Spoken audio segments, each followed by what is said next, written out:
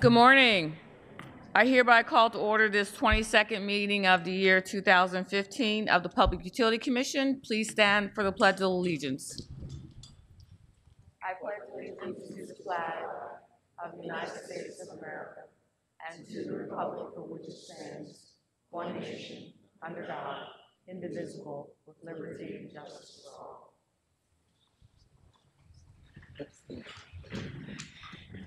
Thank you. Our first order of business is the approval of the minutes of November 19th, and I recognize Commissioner Powson.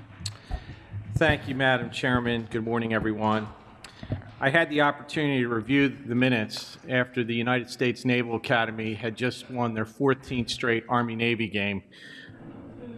And Rosemary owes me a lot of, she lost a big wager on that game. I think it happens every year. It's Groundhog Day all over again, Rosemary. But Madam Chairman, I have reviewed the minutes of the November 19th public meeting, and I recommend that they be approved as submitted here this morning. We have a motion to approve our November 19th minutes. Do we have a second? Second. Motion by Commissioner Powson, second by Commissioner Place. I'm sure there's no discussion by any of us up here, and Rosemary's not able to discuss it. So there's no discussion. All those in favor say aye. Aye. Any opposed? The minutes are approved by a vote of 5-0. Recognize our Director of the Office of Special Assistance, Cheryl Walker Davis, to lead us through today's agenda. Good morning, Madam Chairman. Good morning, Commissioners. Good morning. May it please this honorable commission, on behalf of your office, your various offices and bureaus, we present for your consideration and disposition the following agenda items, commencing this morning with matters on behalf of the Bureau of Consumer Services. It is recommended that the commission adopt the recommendation appearing on page 1 with regard to the People's Natural Gas Company Universal Service and Energy Conservation Plan for 2015 to 2018. Do I have a motion to accept the staff recommendation? So moved. Do I have a second? Second. Motion by Commissioner Powson, second by Vice Chairman Coleman. Any discussion? All those in favor say aye. Aye. Any opposed? The motion passes 5-0. Turning now to matters on behalf of the Office of Special Assistance, commencing on page 2 of the public meeting agenda. It is recommended that the Commission adopt the 2 recommendations appearing on page 2 with regard to separate petitions for reconsideration of staff action filed in the proceedings involving the Bureau of Investigation and Enforcement versus Dollar Taxi LLC, and in the proceeding pertaining to the application of Guardian Angel Ambulance Services, Inc. Do I have a motion to accept the staff recommendations? So moved. I heard Commissioner Powson, but I also heard on my left Commissioner Whitmer. I believe it was Commissioner Powson. I think you're hearing things because I'm you did hearing- not hear me.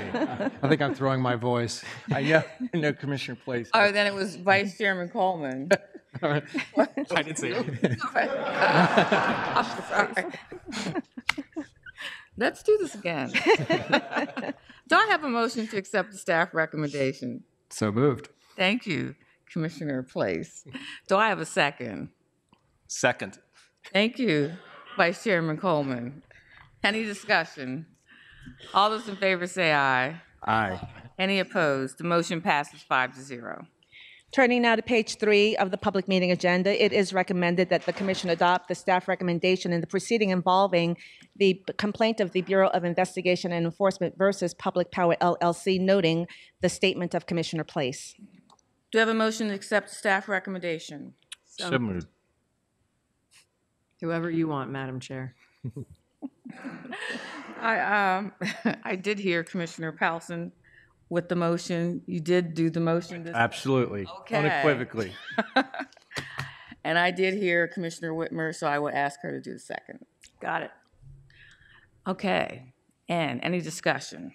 Under discussion, I would recognize Commissioner Place. Thank you, Chairman.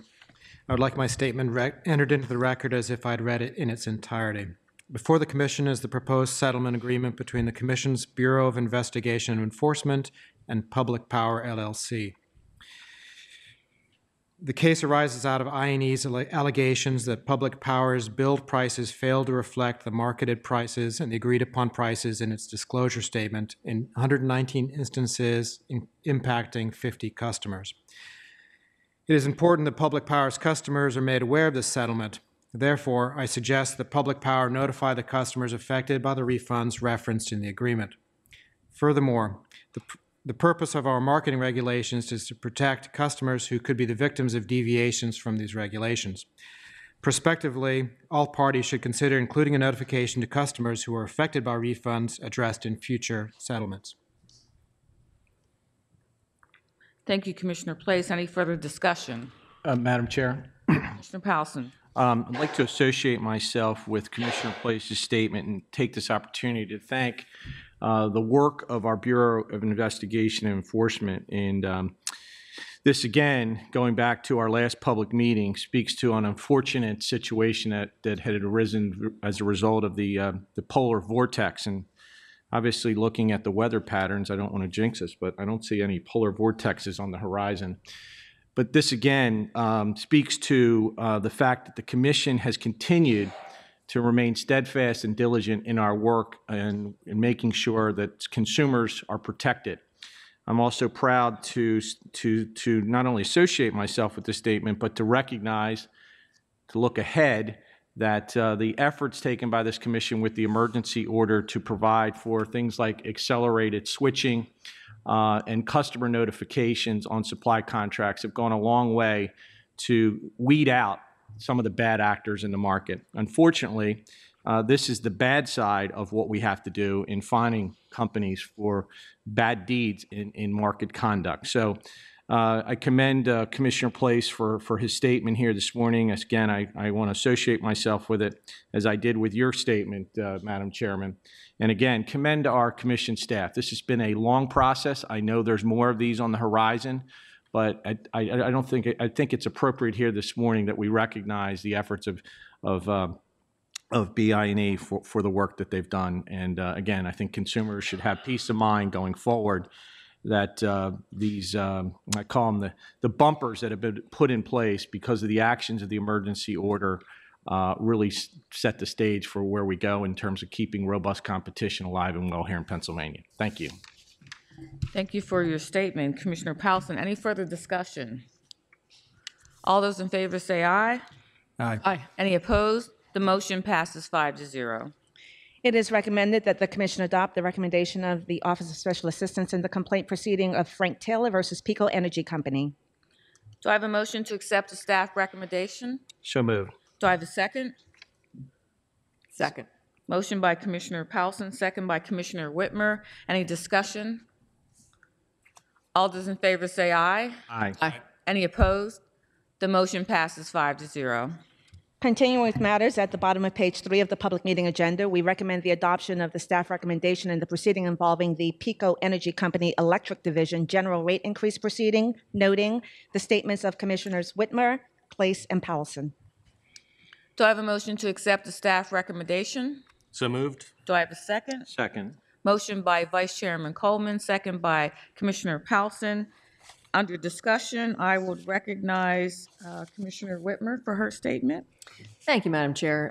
My statement is just a conflict statement, noting that Colin Scott has been temporarily assigned to my staff, and Colin has served as counsel to the Bureau of Investigation and Enforcement in the above referenced proceeding, and therefore, to avoid any appearance of impropriety, I note that Colin has not advised me on this case in any way. Thank you.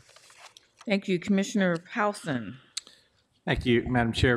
Before the Commission here this morning, first let me have my statement entered into the record.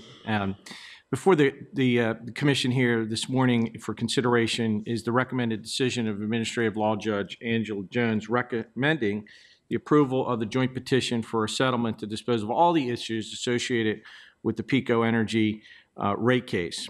And let me first thank Judge Jones for her efforts. She's out of our Philadelphia office, and she does a tremendous job and has done a great job handling not only PICO cases, but also PGW.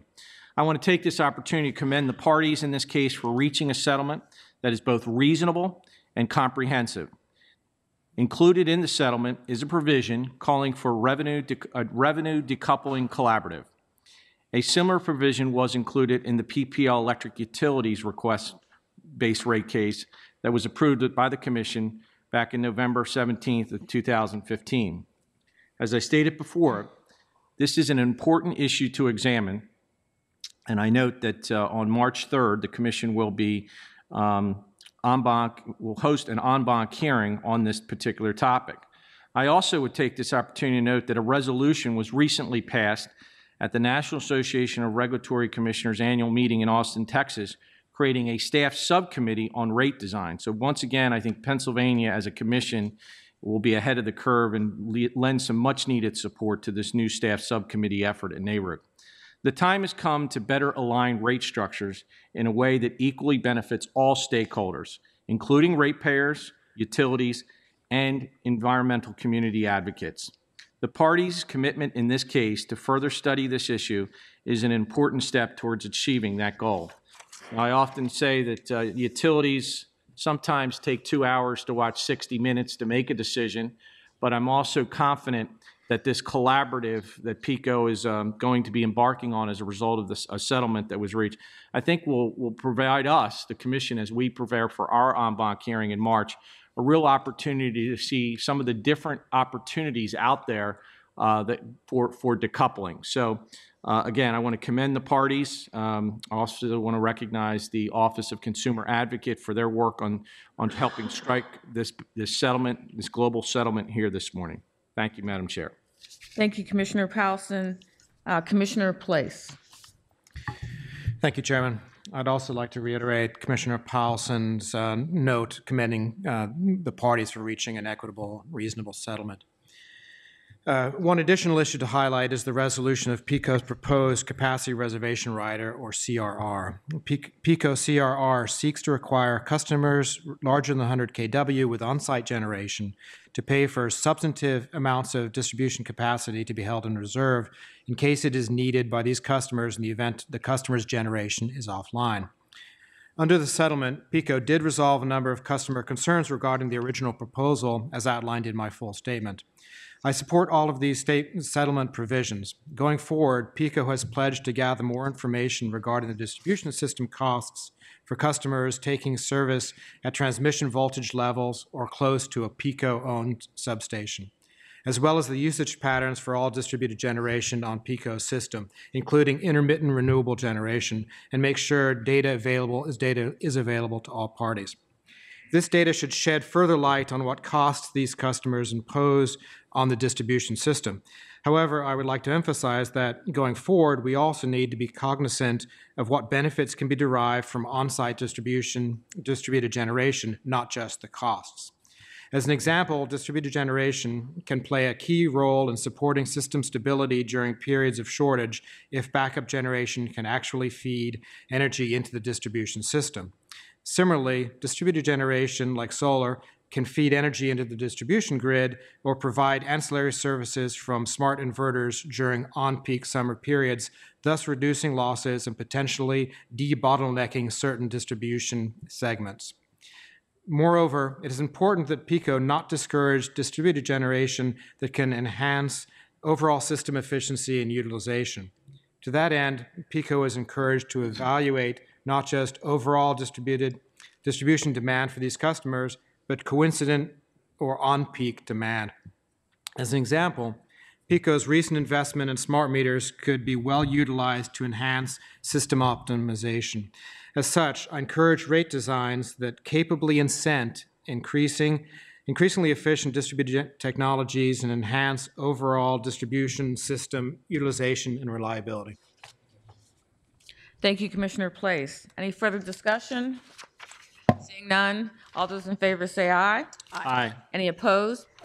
The motion passes 5-0. Continuing, now turning to matters on page 4 of the public meeting agenda.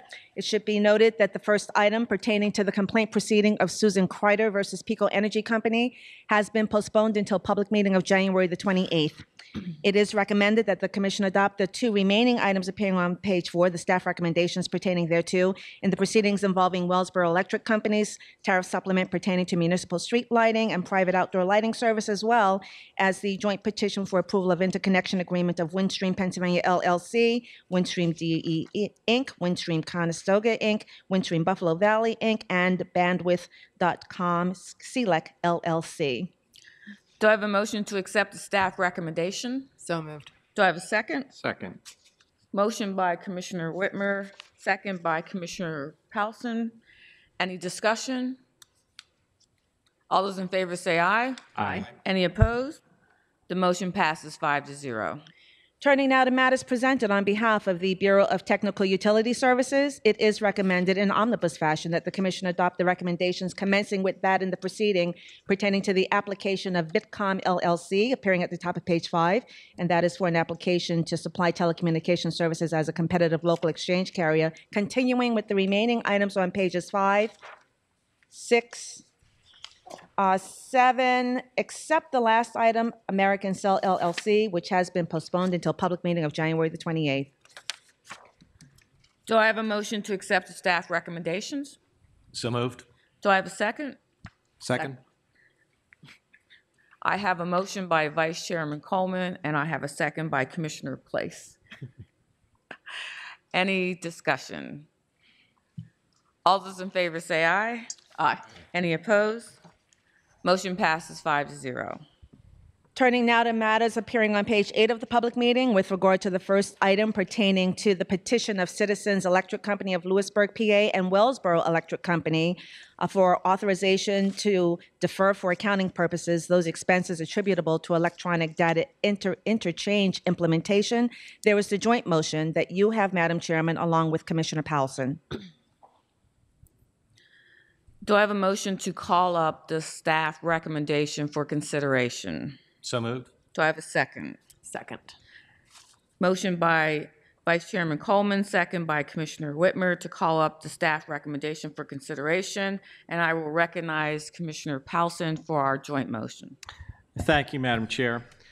Before the commission is a petition of Citizens Electric Company and Wellsboro Electric Company for authorization to defer for accounting purposes expenses attributable to electric data interchange, EDI implementation. The petitioners estimate the total cost of the EDI implementation is roughly $590,000. Citizens in Wellsboro sought authority to recover these costs via a non-bypassable surcharge. The commission correctly rejected this proposal. In this instance,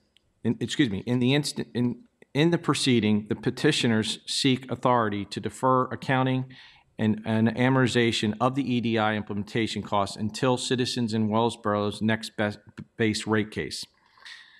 The petitioners aver that the sole purpose of this filing is to preserve the company's claim for recovery of these EDI expenses.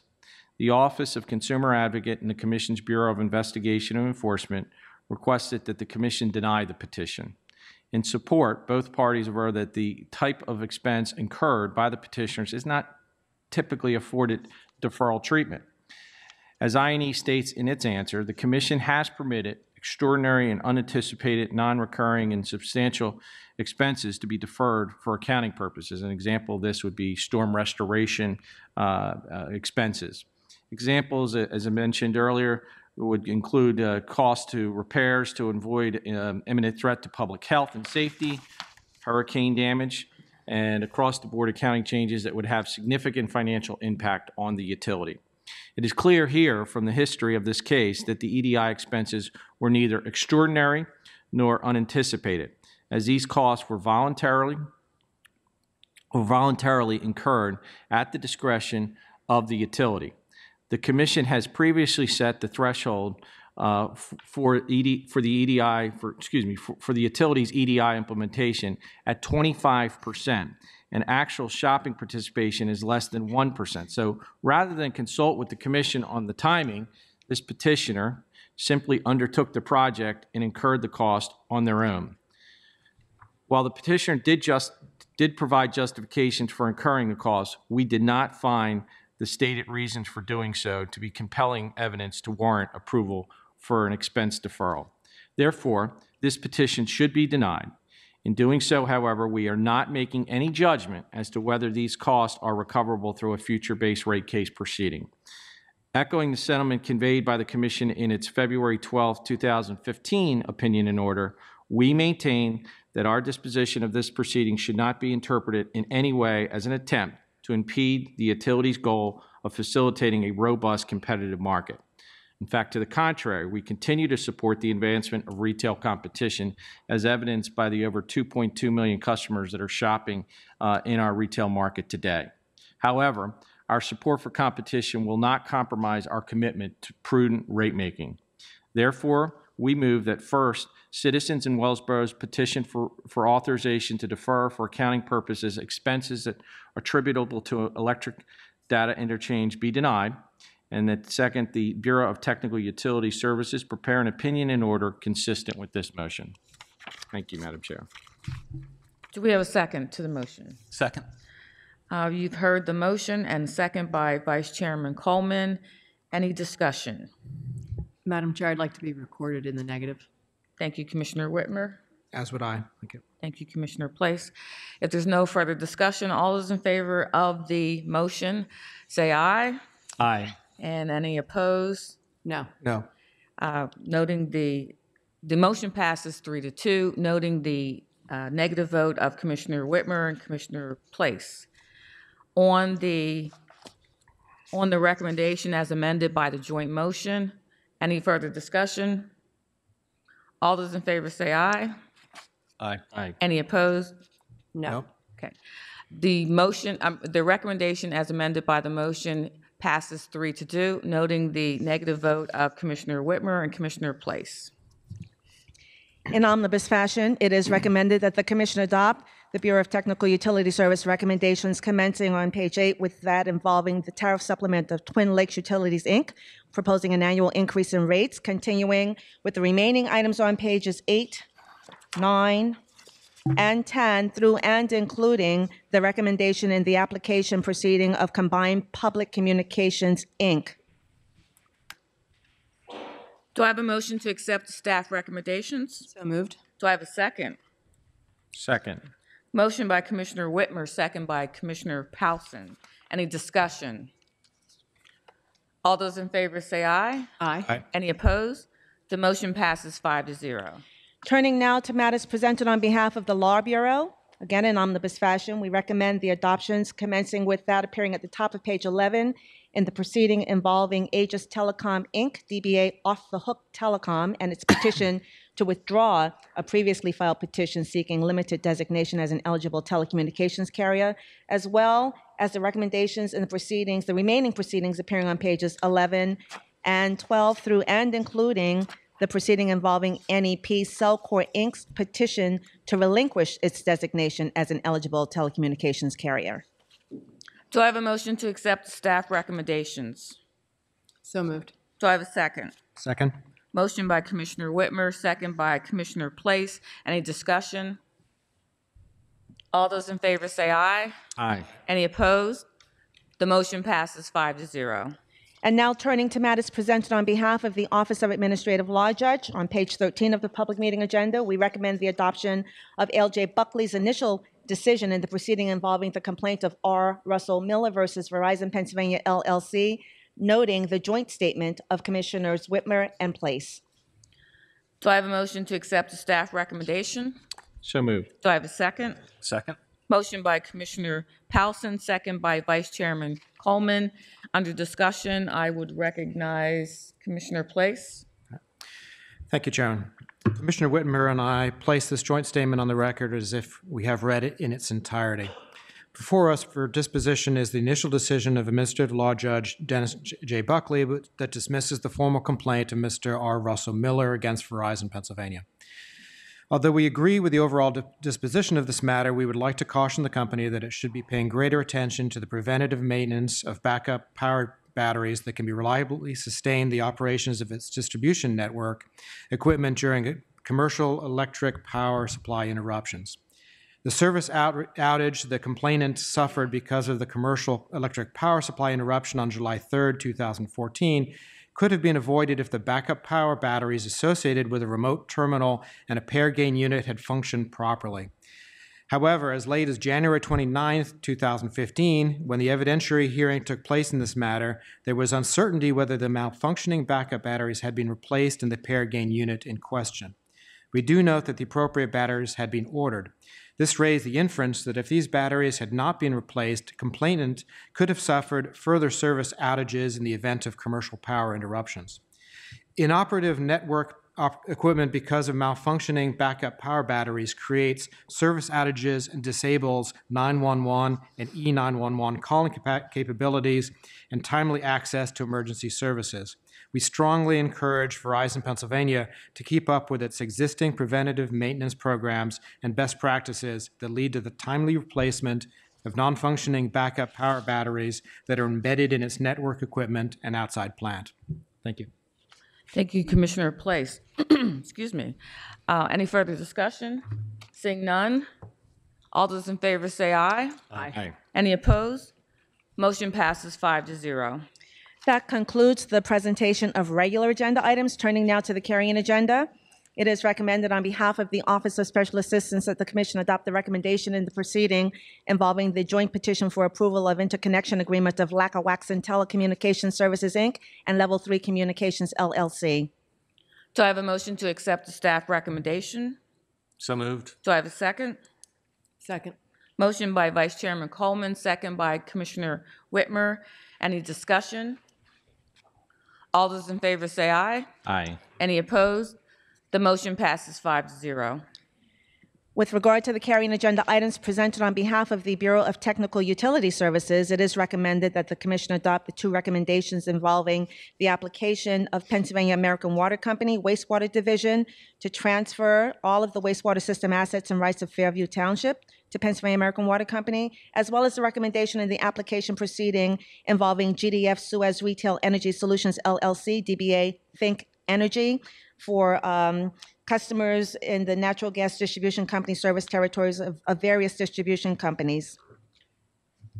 Do I have a motion to accept the staff recommendations? So moved. Do I have a second? Second. We have a motion by Commissioner Place, second by Commissioner Powelson. Any discussion? All those in favor say aye. Aye. Any opposed? The motion passes 5-0. And it should be noted on page 2 of the carrying agenda that the matter pertaining to the review of issues relating to Commission certification of distributed antenna system providers in Pennsylvania has been postponed until public meeting of January the 28th. Madam Chairman, Commissioners, that does conclude the presentation of agenda items. Thank you. Before we close out of our last public meeting of 2015, I just want to take the opportunity on behalf of all the commissioners up here to thank our staff.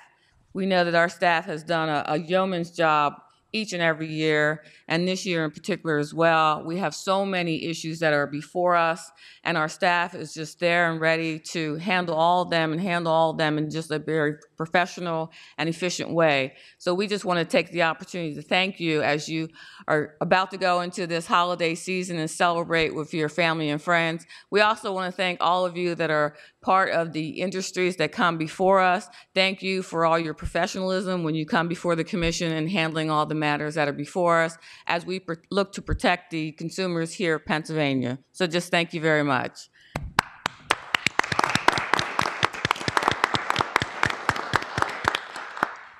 As I stated, we have a lot of big challenges before us in 2016, and we do have a change before us in 2016 as well as it relates to the commissioners. As you know, under our code, the Public Utility Code, each year the commissioners select by a majority their vice chairman. And as you know, over the past 5 years, Vice Chairman Coleman has served so well as our vice chairman of the commission here, even long before I came on. He has been great in handling so many issues, especially in NARUC. Has handled the natural gas issues and has worked so hard in terms of different pieces of legislation as it impacts the natural gas industry as well.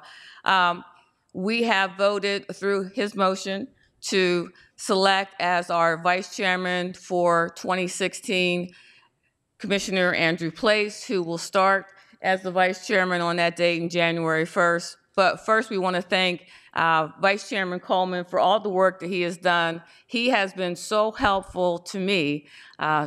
Me, a person not expecting to be sitting here as your chair of the Public Utility Commission, he has been so helpful, as well as former Chairman Commissioner Powson, in helping and guiding me through the rest of this time period, especially since 5 days within the time I was named as chairman, we had a train derailment. So I just want to take the opportunity to thank Vice Chairman Coleman for all his hard work over these past 5 years and serving diligently as the vice chairman for the Pennsylvania Public Utility Commission.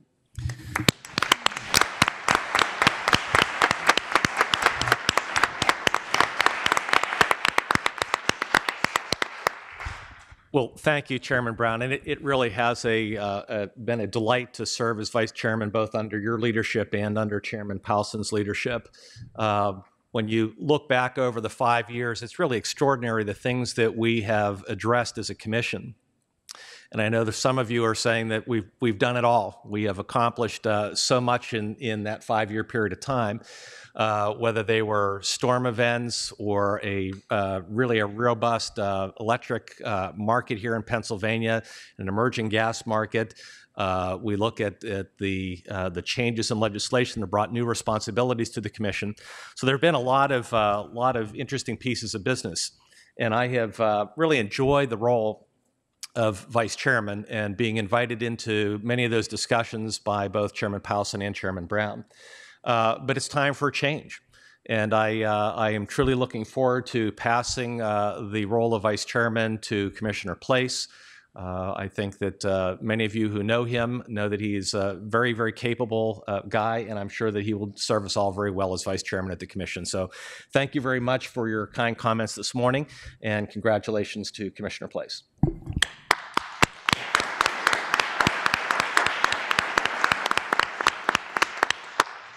Let me also add my congratulations to Commissioner Place, coming in just a few months ago, and now with the new challenge as vice chairman beginning in 2016. I know he's up for the challenge, but I also know that all of us here will continue to work together and deal with all the challenges that will come before the commission. But let me also congratulate Commissioner Place. Thank you.